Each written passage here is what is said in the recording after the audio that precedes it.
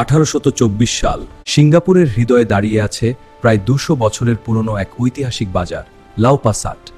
1824 সালে নির্মিত এই ভিক্টোরিয়ান স্টাইলের লোহার মার্কেট একসময় ছিল এশিয়ার বাণিজ্যের প্রাণকেন্দ্র। এই ভিডিওতে আপনি দেখবেন লাও পা সাটের অজানা ইতিহাস, ব্রিটিশ আমলের বাণিজ্য রহস্য, সিঙ্গাপুরের ঐতিহাসিক বাজার সংস্কৃতি, অতীত থেকে বর্তমানের অবিশ্বাস্য পরিবর্তন। ভিডিওটি শেষ পর্যন্ত দেখুন, কারণ শেষের তথ্যটি আপনাকে অবাক করবেই। আপনি কি জানেন সিঙ্গাপুরের বুকে এমন একটি বাজার আছে যা প্রায় 200 বছর ধরে দাঁড়িয়ে আছে?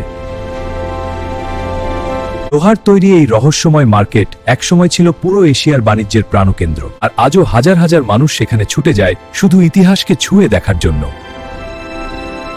1824 সাল, তখন সিঙ্গাপুর ধীরে ধীরে পরিণত হচ্ছিল এশিয়ার বাণিজ্যিক শক্তিতে, আর সেই সময় জন্ম নেয় এক ঐতিহাসিক বাজার লাও পা সাত। সেই সময়ের জন্য এটি ছিল এক অবিশ্বাস্য স্থাপত্য। পুরো মার্কেটটি তৈরি হয়েছিল লোহা দিয়ে। ভিক্টোরিয়ান স্টাইলের এই ডিজাইন আজও মানুষকে মুগ্ধ করে।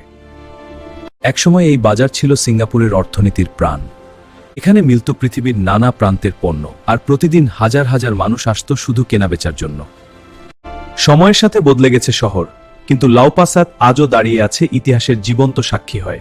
কিছু জায়গা শুধু ইট পাথরের নয়, তারা ইতিহাসের স্মৃতি বহন করে, আর লাও পা সাত সেই স্মৃতিরই এক জীবন্ত অধ্যায় চায়।